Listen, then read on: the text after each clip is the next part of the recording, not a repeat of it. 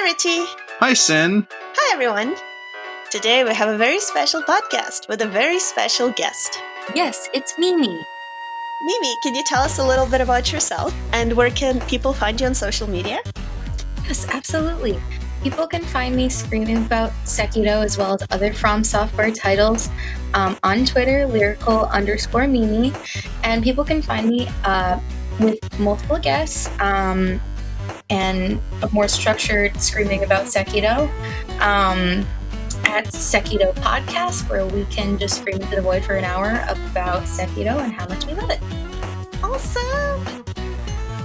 Now, this episode is special because normally we have animation by Ike, which is the Snack Covenant logo, as well as pixel animation by Holdsworth Hands. But we also have art from two other people, and that's the art of the wet nurse, which you will see featured on the screen. One of the paintings is by Bean. Richie, could you read out where we can find Bean over here? You can find Bean's Twitter at twitter.com/Phalerate, Phalerate. You can also find Bean on our episode about Micolash. And Bean's Twitter contains links to her Redbubble store where you can buy stuff. And the other paintings is by Redler Red. And where can we find Redler Red, Richie? Redler Red can be found at Redler Red, which is REDLERRED7. That's the numeral 7.tumblr.com. Right, excellent. Yay! Yay! High five, guys! But actually, Mimi is also artistic, aren't you, Mimi? Oh, yes. I do the song and I do the dance and I do the instruments. Why are we bringing this up, Sin? I don't know. Maybe there's going to be an episode about it down the road. I don't know. Who knows? Who knows the future? Nobody knows. Is this about the imaginary instrument from the Princess Link game? Yes! Yes! Because I sent him a screenshot of what you said, and I'm pretty sure I was like, I love Sin so much. Like, I just love her. Like, it was so good because I was just like, this is the best conversation I've had all day. Yes, it is about the Princess Link instrument. I have a physical replica of the Ocarina of Time, and I'm just going to have to make sure my microphone can handle the sound correctly because it's a very airy sound. So I don't want it just to sound like someone blowing wind and farting against the mic. But the weird thing is, this doesn't sound like a Snack Covenant episode, so I wonder what we're going to do. I'm very worried.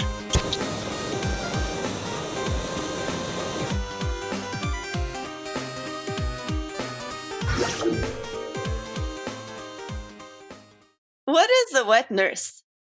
IRL. Who do you want to answer?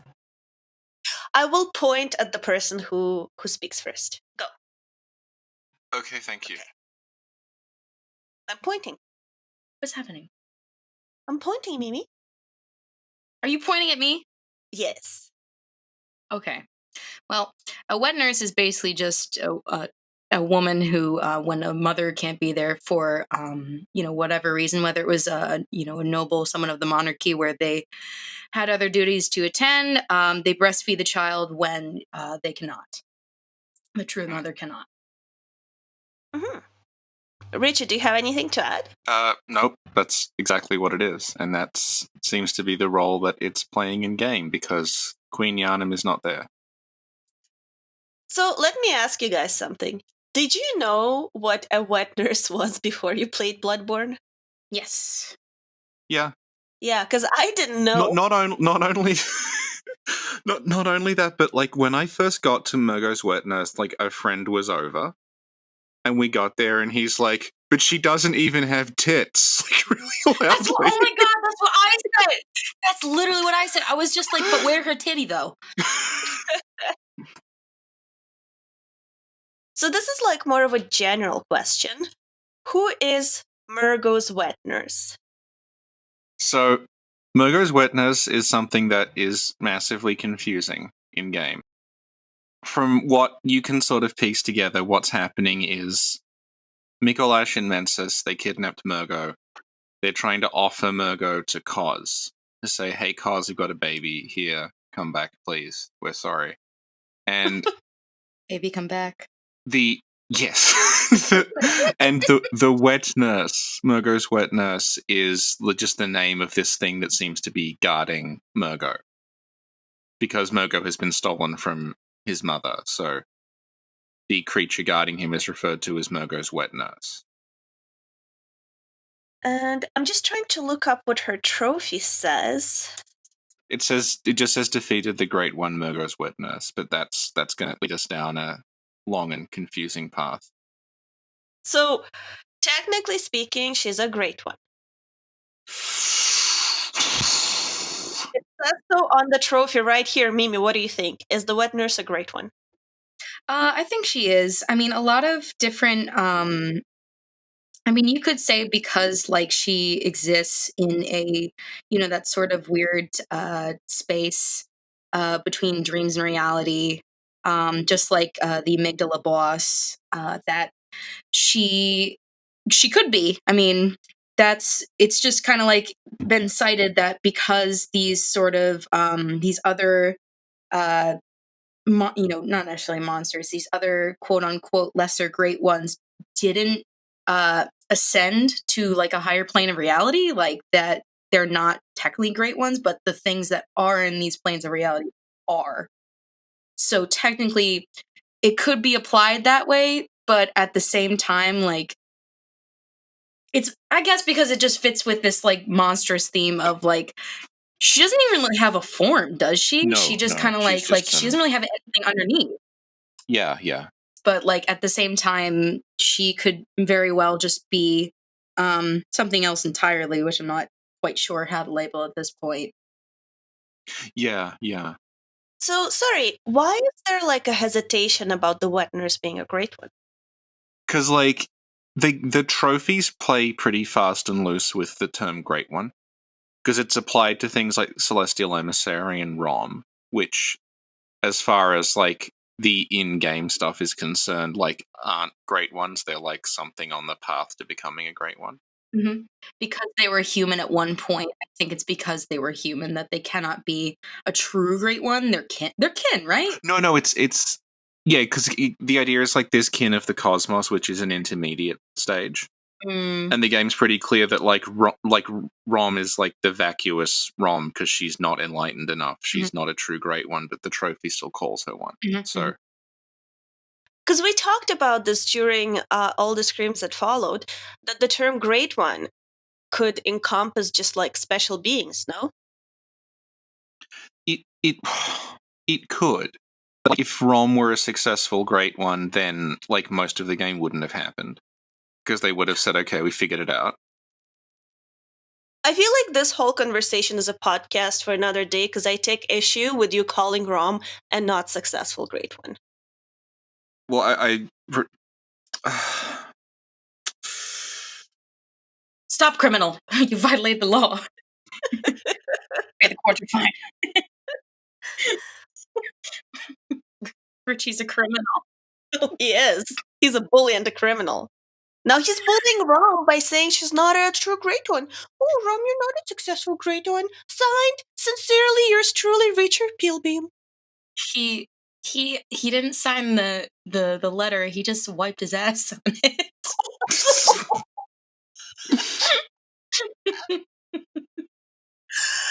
It's like that picture. It just says "Dear Rom," and it's a picture of a butt.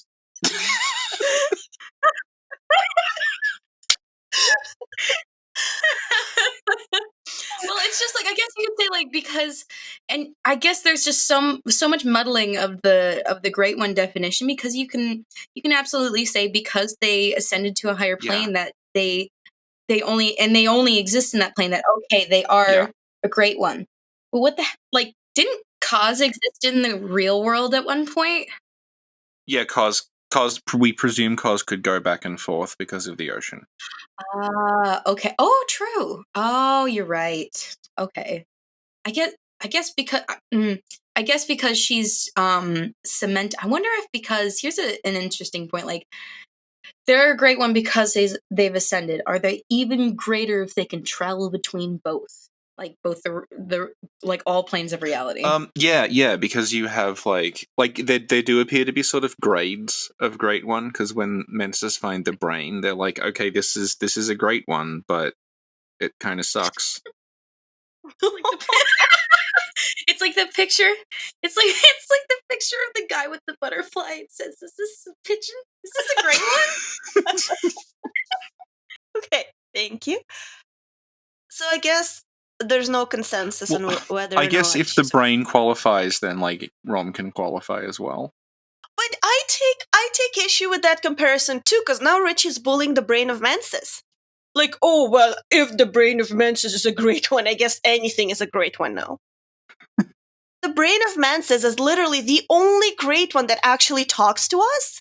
All the other great ones ignore us or want to kill us, and the brain of Mensis is like, okay, make contact, here you go, good luck. But only if you do like the secret fucking handshake, like passed down through the generations. Okay, there's another point to this that makes it even more confusing, which is that Micolash is trying to summon a great one, right? That's the whole purpose of his ritual. But when you get there, he doesn't think one has shown up yet. He's also lost his fucking marbles. And maybe the fact that he's seen a great one, more than one, and as well as whatever the hell is dancing in his mind right now, like think of Mikolash's brain as like a Dairy Queen blizzard that when you turn it upside down, it falls out. So he's gonna need another blizzard. So you have come to give him his blizzard. He rejects it, throws the blizzard back at your face, and calls you an asshole. Is this based on personal experience? Or? I've never worked at Dairy Queen. So, let's just say, like, just because he's like totally fucked right now, especially in the head, that perhaps he just doesn't recollect it because maybe his brain is just going, you didn't see that, it's too much. You didn't see that. Yeah, well, Mimi has a point, because remember the Gravekeeper and the Password Keeper? They both went mad after being confronted with the Eldritch truth in the labyrinth, I think. Maybe Micolash did see the wet nurse, and he went mad. Okay. Maybe he's totally like chill usually, but we encountered him right after he saw the wet nurse, so he's just like, oh, you know? So hang on, you think that the guy who orchestrated all of this is usually chill? Yeah. No, Sin, he's not. No. Incorrect. No, Sin, like he could tie his shoelaces back in the day. Okay. It just like seeing a great one just cranked that up to like the max. Like it broke it, or like broke him in half, essentially. Mm-hmm. So, you know what? He wears that cage that's supposed to amplify his communication with the cosmos or whatever, right? Mm-hmm. The Wi-Fi repair. Maybe if you meet a great one while you're wearing it, that's like way intense. Well, yeah, because there's all those corpses everywhere that have the things on. I guess it is more intense. It's like 3D glasses. 3D glasses when you're like 3 years old.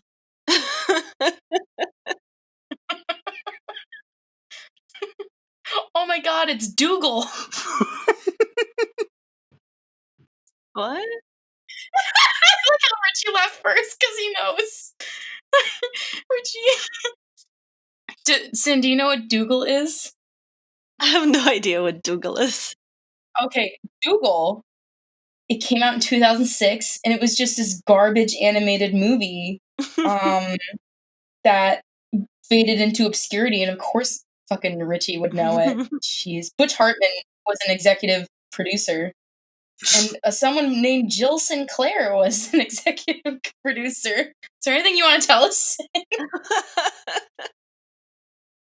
All right, thank you. So let's talk about the location of the wet nurse. Where is she? She is all the way at the top of Mergo's loft. It's like basically Rockabye Baby, but like terrifying. Like, 'cause she's all the way up there, and if the bow breaks, Mergo's wet nurse will fuck your shit up. So, I mean, she's in that little arena, Mergo's loft, which is where the baby sleeps. But you came to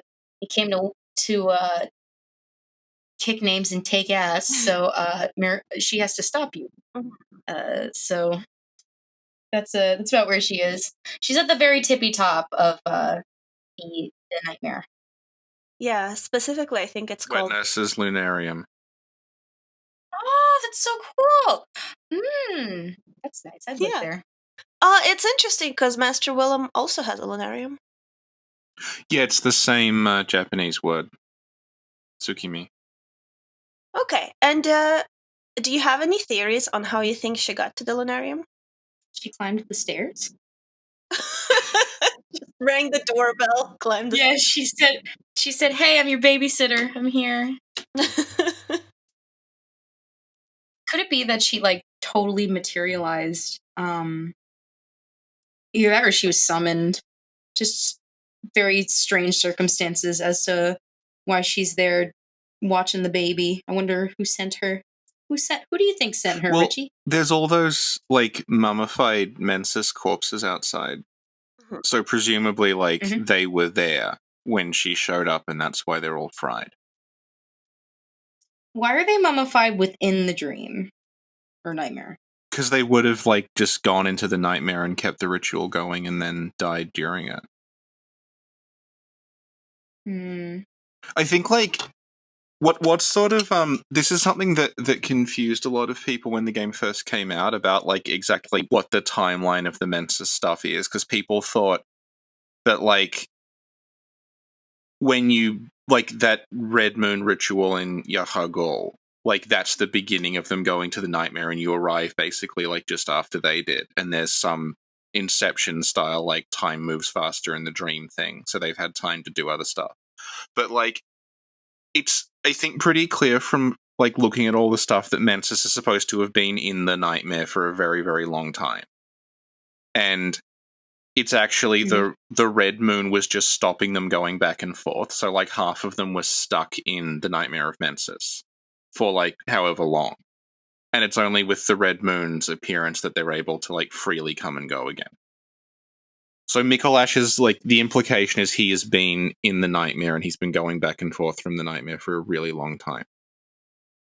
So it's possible that, like, the Mensis members were there, like, for, I don't know, years ago or something. Mm-hmm. Yeah. So let me ask you guys, is it possible that the wet nurse arrives for the first time the moment you go in the arena? Because she sort of descends from the sky, you know? Maybe you got there at, like, the same exact time. Like, it's intense. I always thought that she was like, she's like a little crow, like just because she's she's just hanging out, like perched somewhere, and she sees you. I'm sure she could see you coming from a mile away, because it's a pretty open layout. So I'm sure she could be perched somewhere watching you. That would have been cool. Cool feature if like I mean, probably make the game lag like shit, but like her like following you on your way up, like you could see her like in the distance or higher up, just like watching you, like an amygdala. Yeah. Yeah. Yeah. Well, okay, she might kind of be watching you, but we'll get to that because there's another question later in the document. Okay. And the next question has to do with Mergo. So why don't we just briefly talk about who's Mergo? Mergo is the child of Queen Yarnum that was so thoughtfully ripped from her stomach and put in the daycare from hell, where the daycare manager is a crackhead, and and the teacher's really nice, but also like doesn't let any of the kids have fun. So, yeah, no, Mergo is the little great one that helped the Mensis ritual move along. Oh. The main catalyst of the Mensis ritual, and my little baby child. Oh. Baby Mergo. Baby Mergo. Sitting in a carriage, baby Mergo. Thank you. Okay. Let's clap for Sin. Clap. Clap. Clap for her. Richie, you better fucking clap. I'll come over there.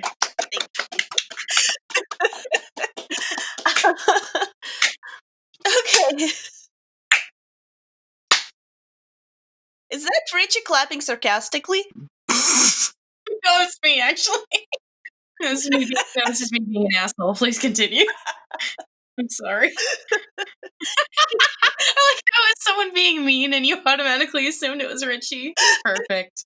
I can get away with murder at this point. Richie, is that you stabbing me in the chest? No, sorry.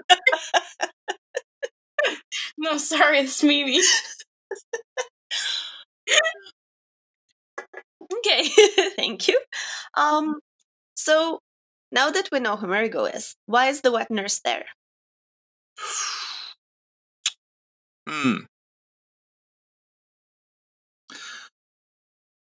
So, do you want me to be Redgrave in spirit?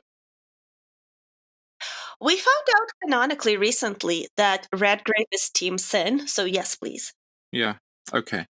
So, back when Bloodborne first came out and we didn't understand, like, we didn't know what Cos was supposed to be, right?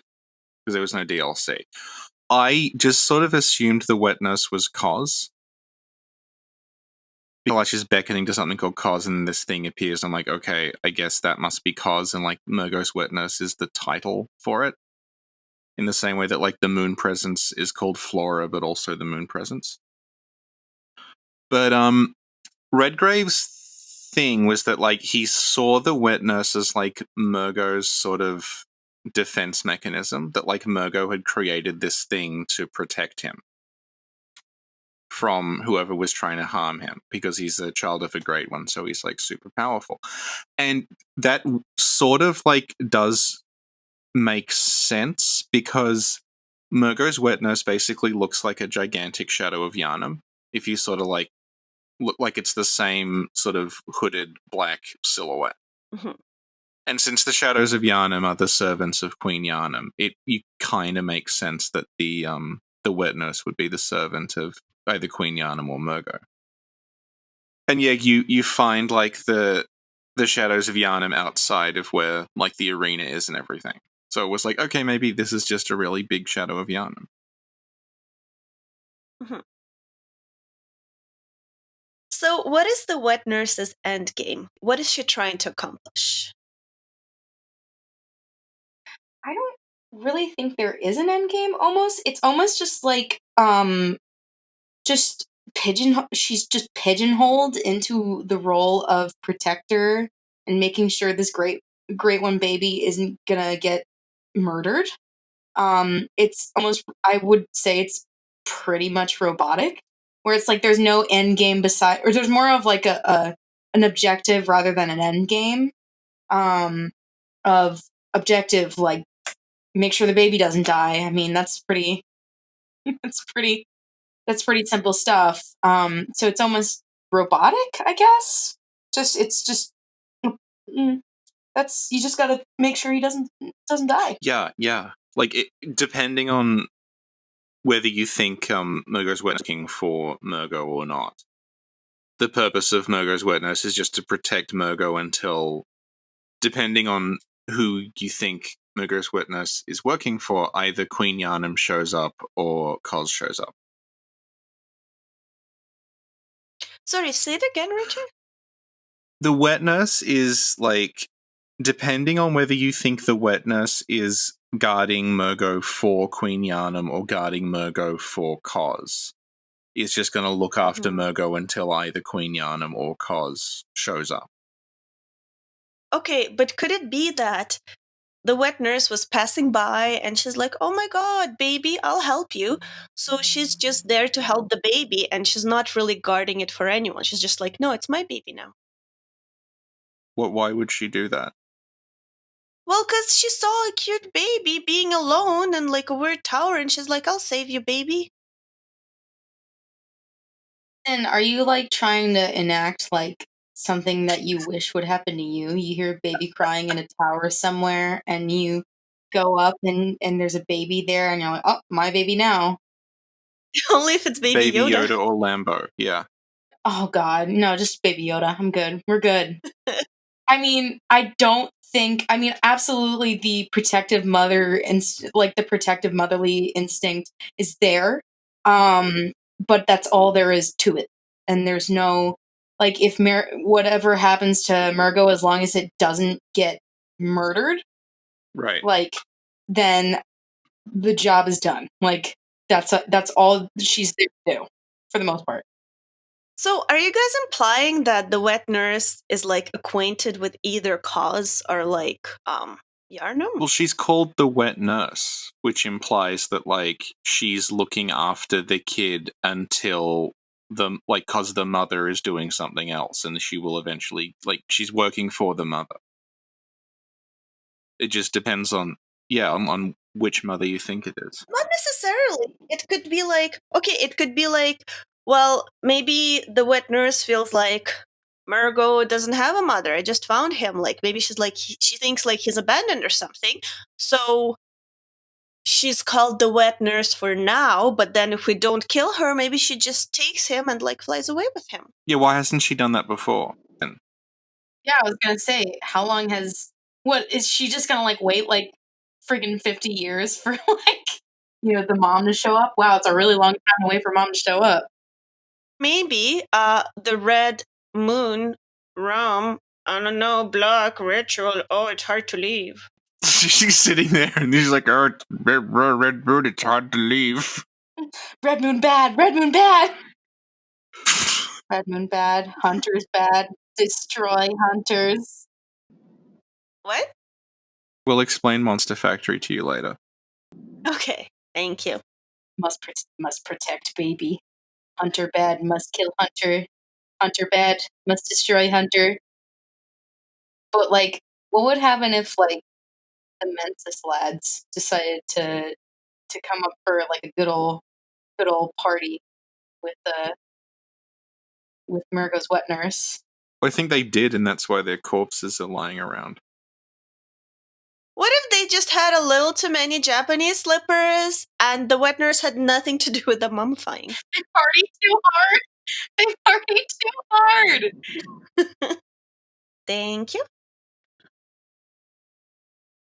Let's talk a bit about the cut content of Bloodborne in relation to the wet nurse, and the cut content has to do with Yusefka's clinic. Richie, since you're a cut content expert, could you elaborate on that subject?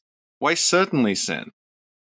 Mergo's wet nurse always seemed like a bit of a weird final boss for the game. Just sort of showed up, didn't really make aesthetic sense. Mm-hmm. And so even at the time, we were like, was this meant to be something else? And it turned out that, like, yeah, it probably was. So, there's an awful lot of removed stuff around the wet nurse. So, like, the wet nurse's name internally is, it's like lesser demon of death and darkness. And the shadows of Yharnam are internally called, like, Darkness Brigade. So presumably the fact that they look similar, that's because like when they were designed, they were going to actually be like on the same team. They were going to be like the servants of the whatever the wet nurse was at that time. And the spider people are also called like devotee of death and darkness. So like the spider people presumably were also involved with whatever the wet nurse was. And from what we can tell, the wet nurse was a mid-game boss initially, would have been like an optional boss, and it would have been available after you got to Forbidden Woods. There's also a removed character who was like the original version of Yosefka, like the woman who would look after you when you first woke up in Yharnam. And she's a completely different character. She's like a sort of hunched over old sort of like witch, kind of like the witches in the Chalice dungeons. But when you look at her, like right away, you think she's like a mini wet nurse. Yeah, she's wearing basically what the wet nurse is wearing. She's wearing the same kind of shawl with the same, like, it looks the same. It's got the same charms hanging from it and everything. So, based on the fact that you get back into the clinic through Forbidden Woods and that the boss fight seems to have taken place at that point in the game, we're thinking that you probably went back to the clinic and then something happened and you fought the wet nurse demon there. And yeah, and like the actual boss of Mensis at that point was Ebrietus, who at this point was The actual boss of what? Sorry, say that again, Richie. Sorry. Yeah. Okay. So and the actual like the boss where we fight the wet nurse now, the like climax boss in Mensis was going to be Ebrietus, who was at that point called Cos. So that's why like Micolash was beckoning Cos, and then like Cos would show up, but at this point Cos was Ebrietus. Yeah. Yeah. So that's why it's a bit of a mess. Mm-hmm. But it's interesting. Like, I don't know if it has anything to do with anything, but you know how before fighting the wet nurse, you find Josefka's blood vial in a chest? Yeah. But if you kind of look at it like retrospectively, knowing all this stuff, it kind of makes sense if you think that the wet nurse is like a version of the Josefka which you encountered in the cut content. It's an in-joke that the developers put there that we then got like 5 years later. Yeah. There's a certain thing that's going around with the music box and the wet nurse. Could you explain what's happening there? Why, certainly, Sin. So there is a... This is like partially true. If you lock onto Mergo's wetness and use the music box, she sometimes sidesteps. Like she takes a little step to the side. And there was a theory that like, oh, that's because the music box is playing Lullaby for Mergo. So there's some kind of connection between the wetness and the music box, and it's like Miyazaki's 5-dimensional chess. But from what I can tell, having like researched it, the music box is actually like, this sounds weird, but it's intuitive when you think about it. The music box is technically a form of projectile attack. Because what it does is it fires out this like invisible projectile that hits Gascoigne and like triggers him to like grab his head, right? So, and you can this Gascoigne's actually not the only thing it will affect. If you go into the dungeons and you use the music box, it will hit the bells as though you've like hit the bell with a projectile. So I'm pretty sure all that's going on with that is that the wet nurse is like the AI just detects that you're using a projectile attack and it tries to dodge it, because it will also dodge like knives, it will dodge pebbles, it will dodge like bullets. So it doesn't look like it's a deliberate thing. It looks like it just does that to every kind of projectile attack. Okay, thank you, Richie.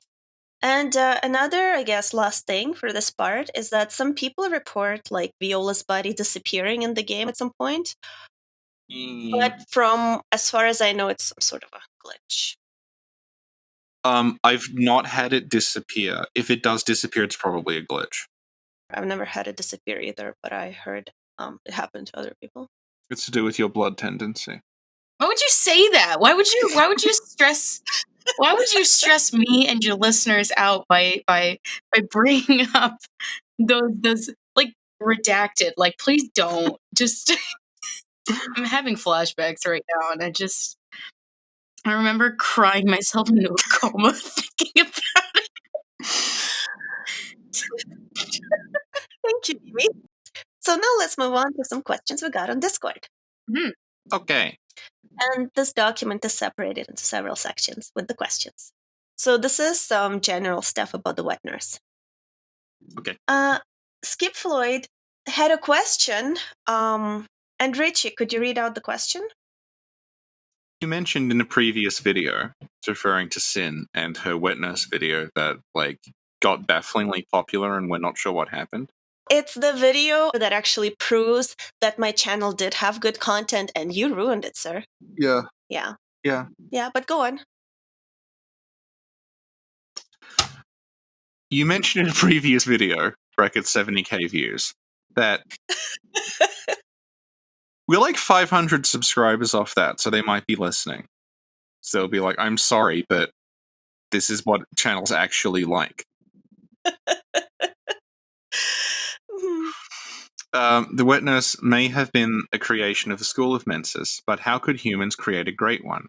The wet nurse bleeds red like Amygdala and Orphan of Cos, and not the clear blue serum that kin of the Cosmos bleed, suggesting that she truly is a great. So did the school of Mensis beckon the wet nurse and then try to have audience with a great one, or was the wet nurse something they planned to take care of Mergo while trying to have an audience with another great one? And that question was directed at you, Sin. Mm-hmm. Well, I'll be honest, the idea for that video came to me from my muse, so I'm not entirely sure what the logic is behind it. Mm-hmm. But there's a second part that we can answer together. Did the School of Mensis beckon the wet nurse, or was the wet nurse something they planned to take care of Mergo? I think they beckoned it by accident. But you know what? Maybe that's actually interesting. Maybe they didn't beckon it by accident. Maybe they were like, okay, while we're waiting for Cos to show up, we need a great one to take care of Mergo in the meantime. And then it just like didn't really work out. I mean, it happens, you hire someone and it just doesn't really work out. I get you, yeah. Mimi? Do you have anything to add? Yes, you called upon me.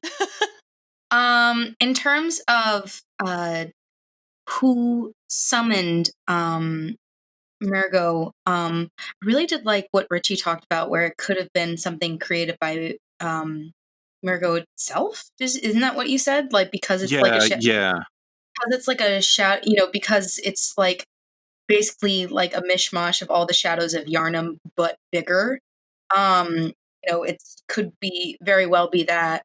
I guess because it has the is Mergo hiding itself, or is you just can't see it? Well, okay, Mergo is the third chord, basically. Like, Mergo is long dead. Mm-hmm.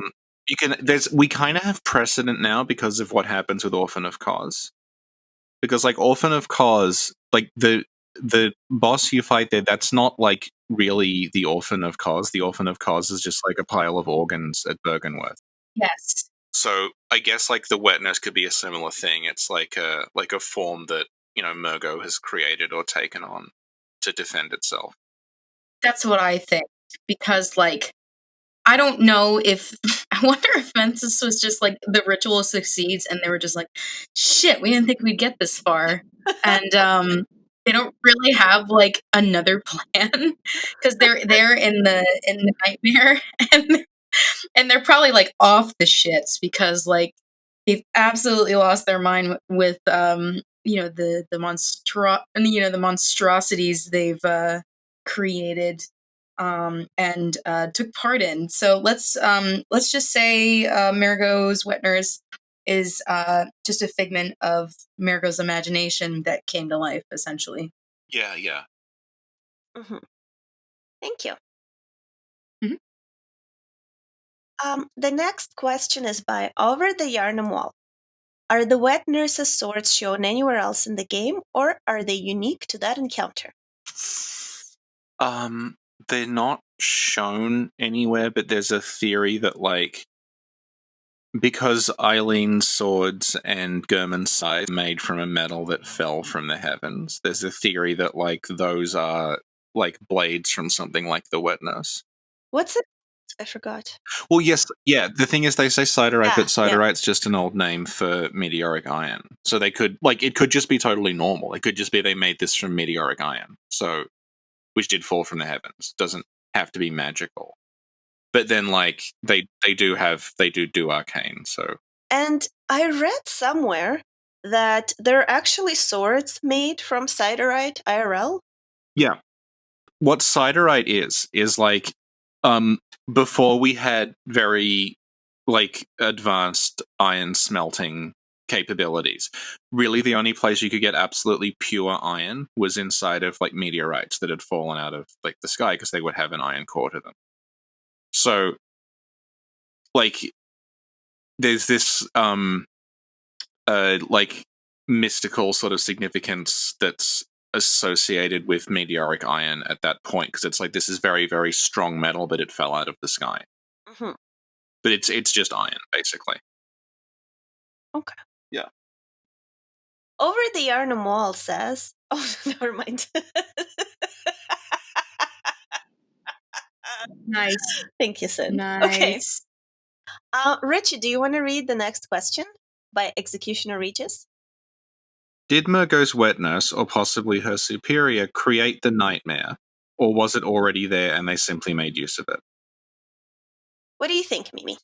I'm pretty sure that it could literally just be built on nothing. Like, it doesn't have to be like, it's not like a pre-made asset. I think that the structural integrity as well as the architecture is just extremely twisted. Yarnum, like a lot of the structures in Yarnum look like that. I mean, it could literally just be something spawned from the thoughts, the combined thoughts of Mensis, where it wasn't even like it's not like pre-made, like you just got to set it up, glue it together, like it's totally fine. I think it was just spawned from the collective memory of all who took part in the ritual, honestly.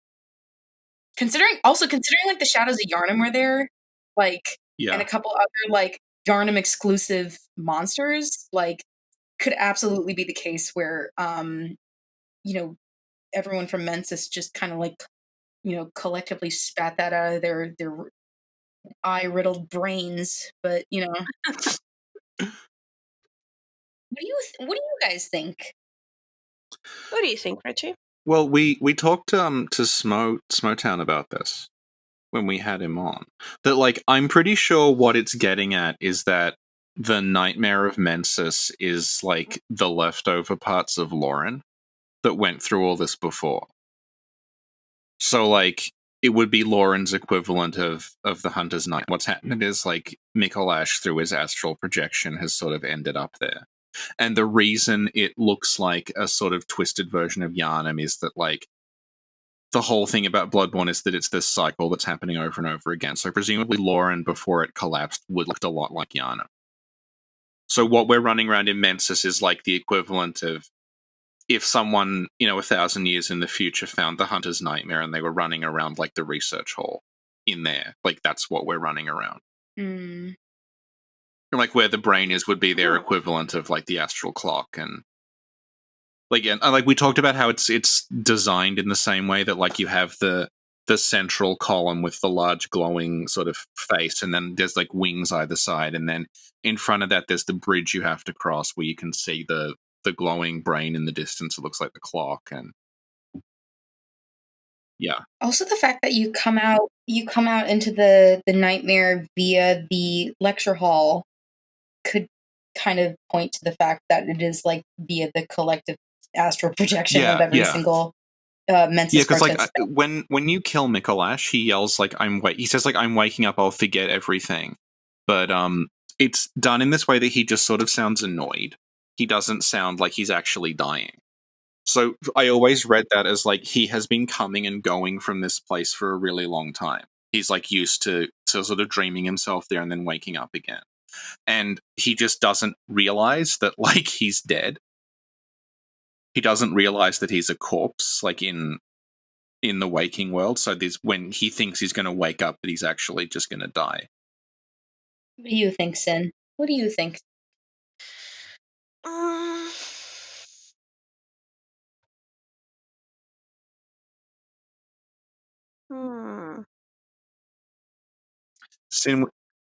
Sin, we've recorded about 200 podcasts.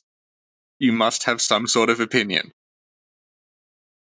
I don't know. It could be either way.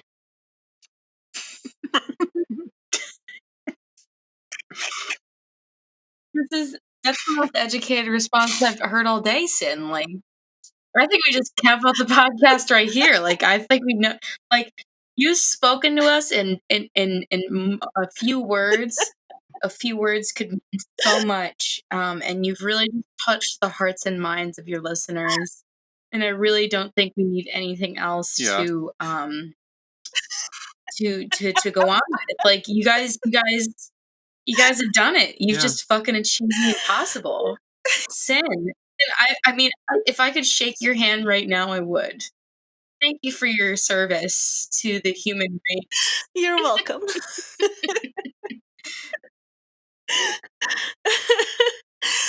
Okay. Magdalene Amandel asks, what is Mensis' relationship with the wet nurse? Is she lied to them? Does she do Micolash's bidding? Or is it the other way around?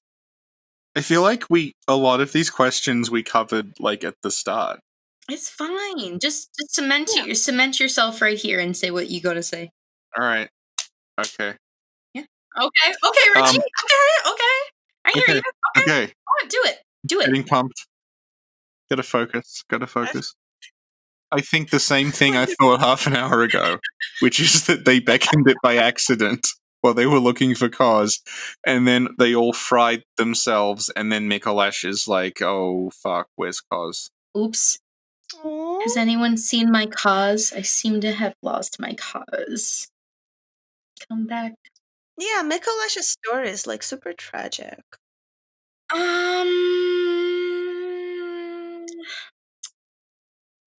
Don't know if I agree on that one. Yeah, like he's kind of horrible. He's kind of a cunt. I mean, yeah, it's not because of the fact that his boss fight's like kind of shit, but I don't. Can you tell me why his story is so tragic to you, Sin? I'm interested to hearing your reasoning.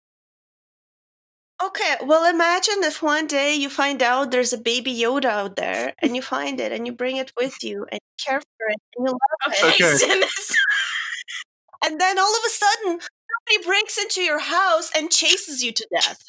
The Sin? Did you... I think what's happening is Sin wants to kidnap a baby of her own, and she's projecting this onto Sin Micolash. is like trying to tell me that she either wants to be a babysitter, or she wants to like be a babysitter, but like the first day she just like kidnaps the baby. Like, only if it's baby Yoda. Sin, baby. You know what? I'm so sorry I have to rain on your parade, but baby Yoda does not exist. Yeah, that's because he put a little hand on you and cleared your mind, so you don't remember. Oh my god. She's really hoping that one day baby Yoda will come to her house and be her baby. Yes. You know, it's just gonna grow up to be like regular Yoda, right? Yeah, but it's gonna take him like 500 years. I'll be dead by now. No, Sin, you'll be like in your like 80s when he's like irritating teenage Yoda. You'll be like an emo goth Yoda kid, like shouting like, "You're not my real mom, I hate you," and slamming the door. He vapes in the house. Playing Fortnite. But wait! Richie just brought this upon himself! Oh my god, Brutus! Brutus! Brutus! Hello? Hi! Hey, Brutus, hi! By the way, have you met Mimi? Hello, Mimi. Hello, Brutus. Very nice to meet you. Basically, Richie was talking about like Baby Yoda, teenage Baby Yoda, and I got an idea. No, I don't like that guy. Nobody does. But do you have any like, baby pictures or teenage pictures of yourself that I could use as inspiration for Ike's next creation? They're on my Facebook. Well, Mimi, do you have any questions for this great one?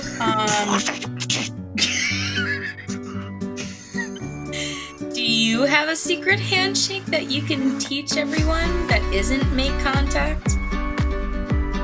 Oh, no, I don't have hands. I just have tentacles. Okay. Well, you know what? I can hold a mug, that's about it. That's cute. What's in the mug that you're holding right now, Brutus? It's just some coffee. I take it with milk and sugar. Okay, try not to inject that directly into your veins, okay? Just take it easy on the coffee. I don't have veins either. Okay, I'm getting the wind up. I'll head off now. Bye-bye. Okay, thanks very much. Bye-bye. Bye. Bye, Brutus. Okay, bye, Brutus. I hope not to see you again for a while. I could hear Richie clench both of his fists. It was Richie loves the Brutus, and everybody loves Brutus. Brutus is the best thing to happen to this world. Okay, saying something over and over again doesn't make it true. No, does it? No. I guess that's your response. Oh, doesn't it? Owned. Wow. This is like, you guys are spitting some hot fire up in here. You guys better cool down. Go dunk your head in some ice water. Okay, but like you said that, okay, Sin, you said that Micolash has a tragic story. I'm pretty sure everyone else's story is tragic because of Micolash, but Well, some of them are tragic because of Lawrence. oh, that's It's like, yeah, Lawrence ruined everything, and then Micolash like took up the baton and continued to ruin things in his absence. I'm going to turn into a recycled boss now, Micolash. Make sure that you turn into the worst boss in the game, Micolash. Don't let me down. I'm handing off the baton to you. It's my cleric beast scream, but I don't want to like wake up everyone in the house. Tiny cleric beast. Sin, would you adopt a little tiny cleric beast if it was totally manageable? I'm gonna say yes. Good. Oh, good. Little tiny cleric beast puppy. Actually, way ahead of you, girl. Okay. This is like my ass cheeks are clenched in anticipation. Mimi, do you know Ike? Who? Richie, could you please tell everyone who Ike is? Tell me. Ike is an artist friend of ours who, whenever Sin gets an idea, she uses our Patreon money to get Ike to draw it. And then when it's finished, she tells me. Yeah. Yeah. I support this. I will, you know what? This is a very substantial use of Patreon funds. I cannot cite anything wrong with this. Thank you, Mimi. Okay, check your Discord.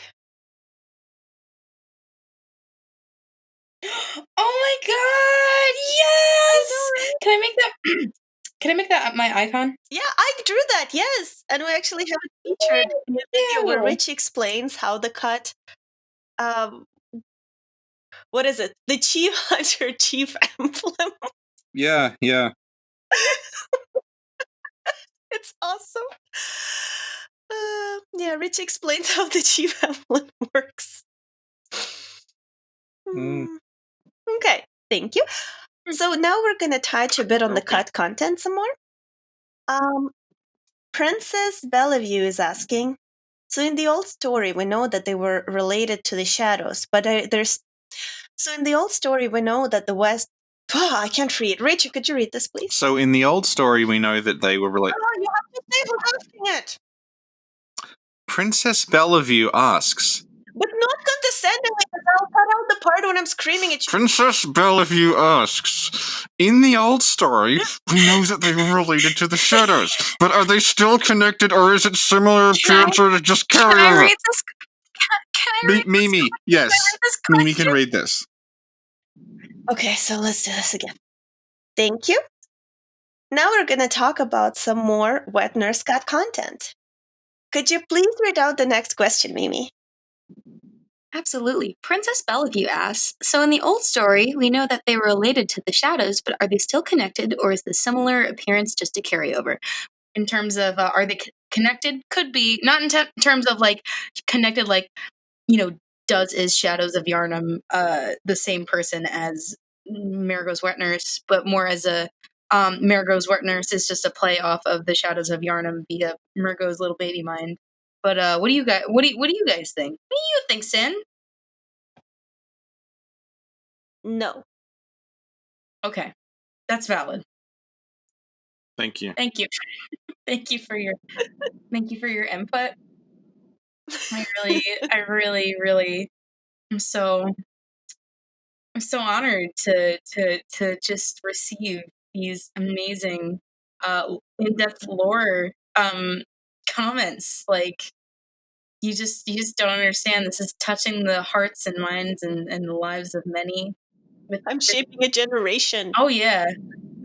Listen, the generation at like, because this podcast exists, the next generation is like, you know, fuck it up. Like they're just gonna like really fuck people up. Like they'll be too powerful. They'll just be like another race of superhuman. That's- It's like a Thank Super you. Saiyan power up. Like they'll just Yeah. it's just like a shonen power up. They listen to your podcast and think about their friends, and all of a sudden they'll be the big shonen villain. Thank you. Mm. Oh, Mimi. Mhm. Mimi, could you please read the next question as well? Oh, absolutely. Princess Ship asks, "What's with the extra arms and hunched stance? She sort of reminds me of a witch or crone in that way. Is it possible that she was meant to boss? She was meant to boss?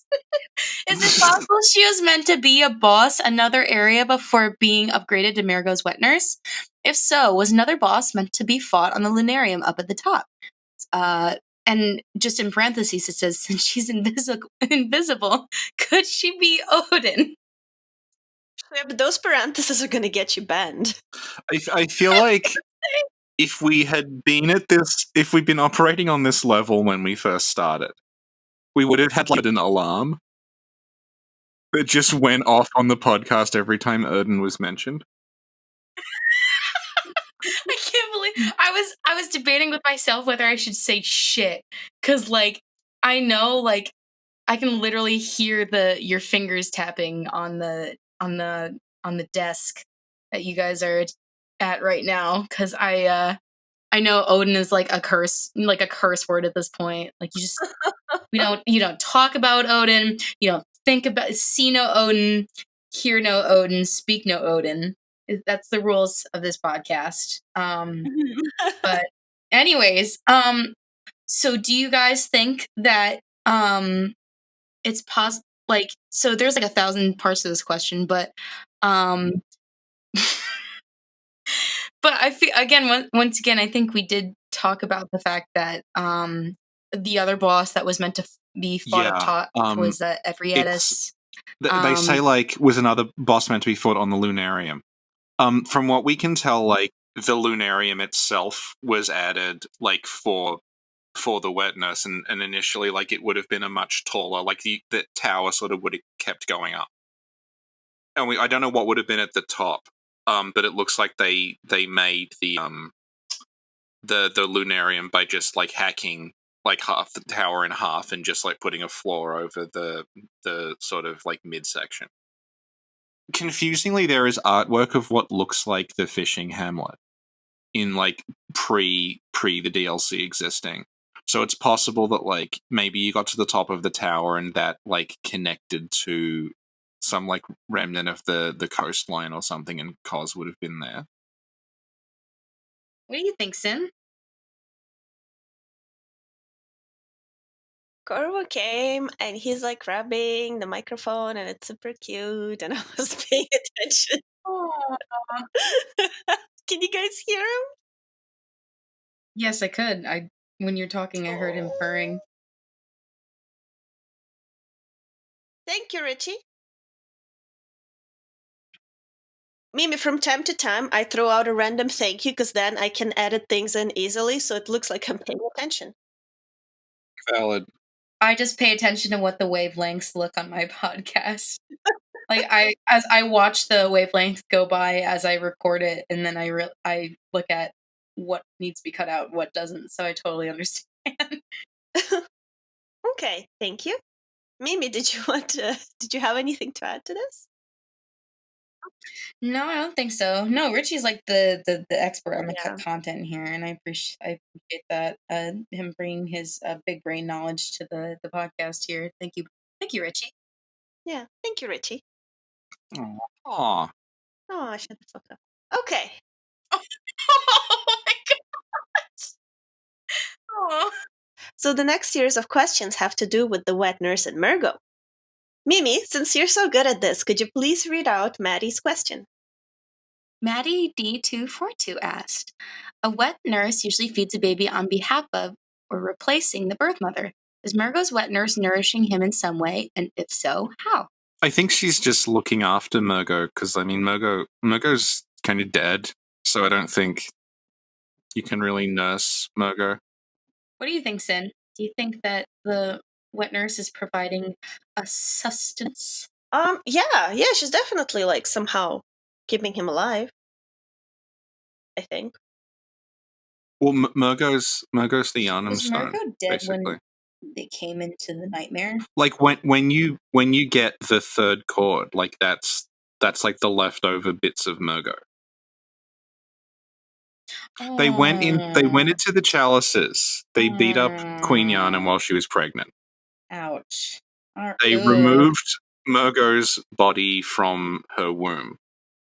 They took that back to Mensis in the nightmare, and then they used that to try to beckon cause.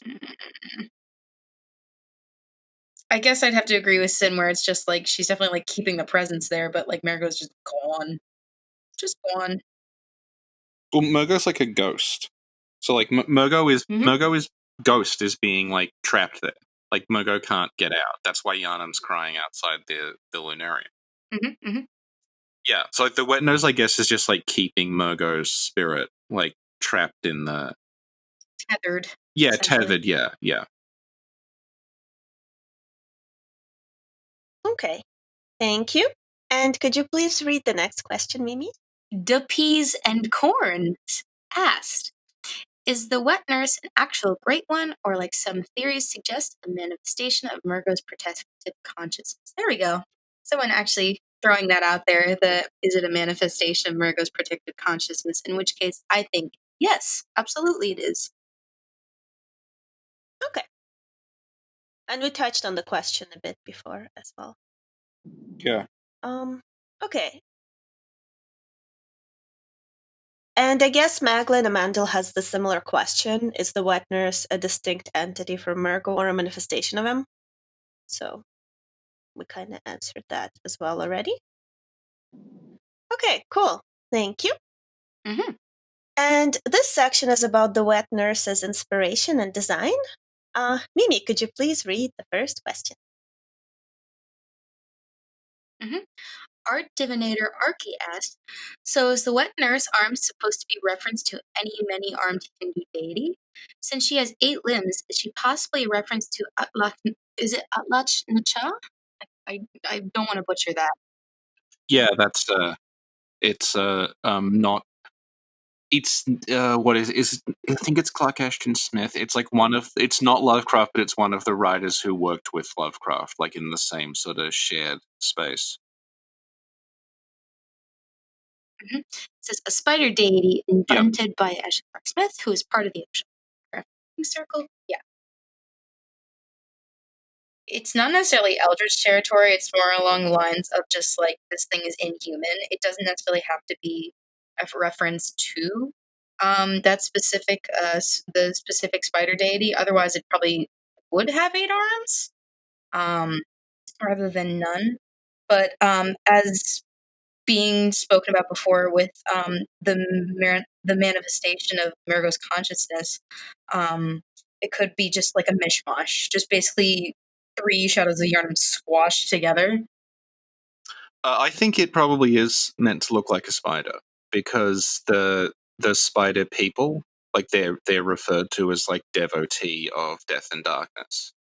So the spider people are probably meant to be like the worshippers of whatever the wet nurse was to begin with, like when they were designed visually. So like I think we talked about this before, but like obviously a human-headed spider is like not like you can't like copyright it or something. It's not like a massively original concept, but like one of the books that Miyazaki cites as an influence has a human-headed spider in it that looks exactly like Patches.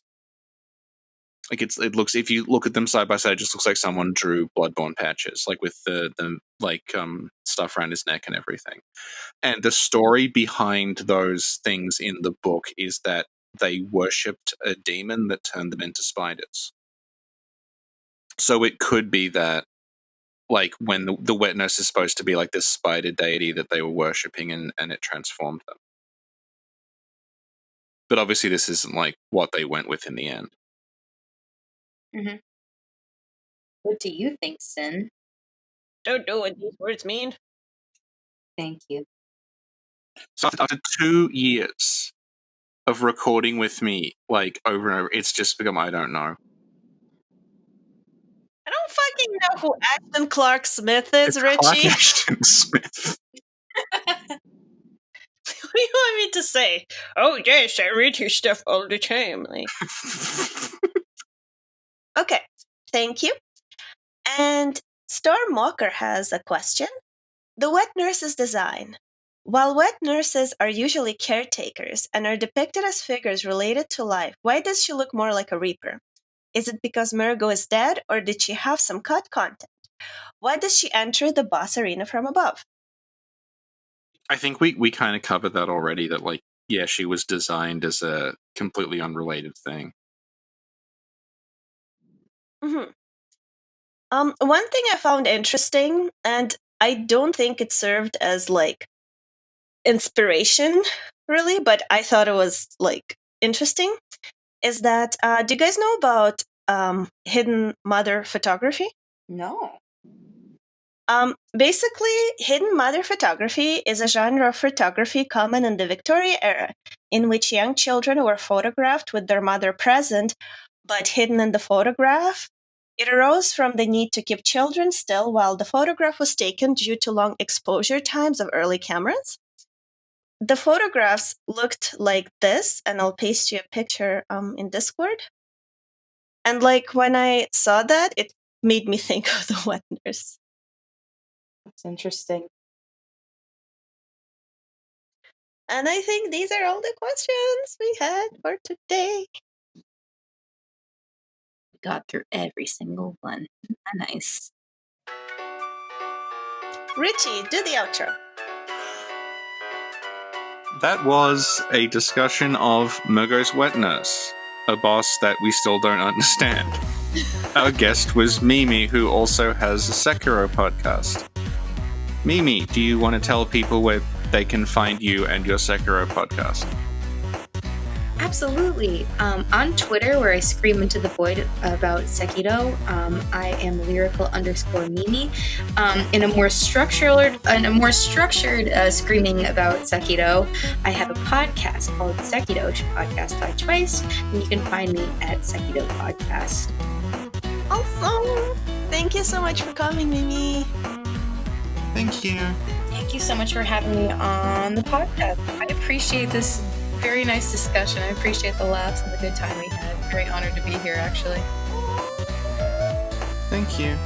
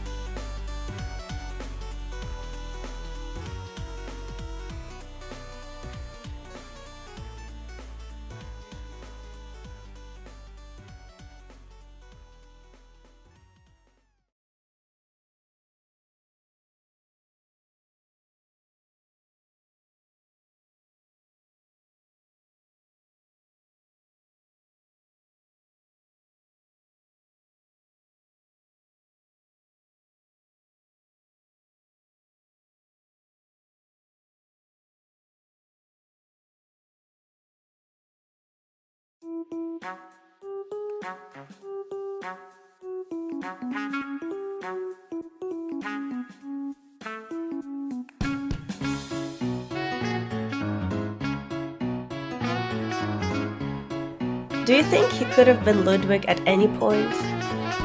I don't know at what point they invented Ludwig. I can explain how the whole Church Hunter Chief thing works. The original idea was that the drops of the Cleric Beast and Gascoigne would have been reversed. So Gascoigne would have dropped the Hunter Chief emblem. Because Gascoigne was the captain of the Church Hunters at that point. So you'd fight Gascoigne, he would drop the Hunter Chief emblem that would let you through the church doors. The Cleric Beast would have opened a different pathway that I think would have, No, hang on. Gascoigne would have dropped the Hunter Chief emblem. The Cleric Beast, we think, was probably still Father Norbert at that point. So yeah, that's why, basically...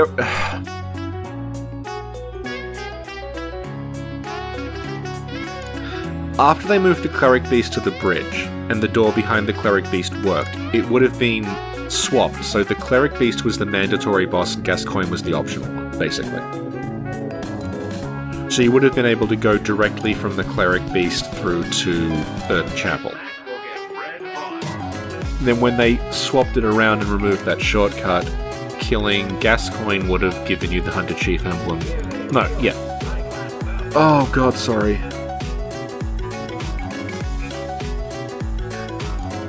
Stupid musical bosses. Musical bosses.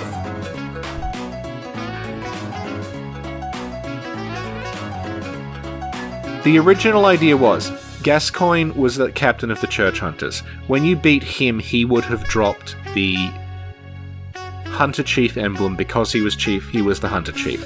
That would have let you into the Grand Cathedral Plaza. The Cleric Beast, we don't know because they were still messing around with him, but he would have just been guarding that shortcut. Once you beat the Cleric Beast, you could go through the door behind him and get into Cathedral Ward that way. Basically. Now can you say all that again but backwards?